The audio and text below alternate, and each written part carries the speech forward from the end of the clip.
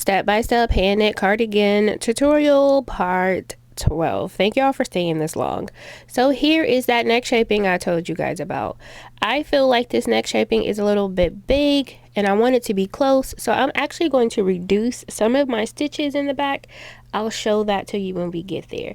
But first thing we're going to do is insert that yarn by tying it around a stitch and making sure it's secure. So we pick the stitch in the front. I'm going to double knot it.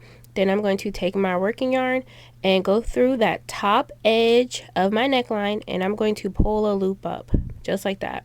You want to make sure you're pulling this up and not pushing it down. So I'm taking my working yarn and pulling it up between the stitches along the edge of the neckline. This is the same process if you wanted to make a hood, but today we're making a collar. For those back stitches, those loops are already there, so we're not pulling it in between, we're pulling it into the loop. And I said I wanted to make this neck a little bit smaller, so I'm going to take those two loops in the back, the central ones, I'm going to loop them together. So put two stitches together and then pull your working yarn through. Makes your neck a little bit narrower. So I'm taking out my pan that I used to hold them. I have one more loop left. I'm going to knit that one. And now I have the other side of the collar where I'm going to go into the edge of the neckline and I'm going to pull the yarn up through that edge to make a new row of loops for my collar.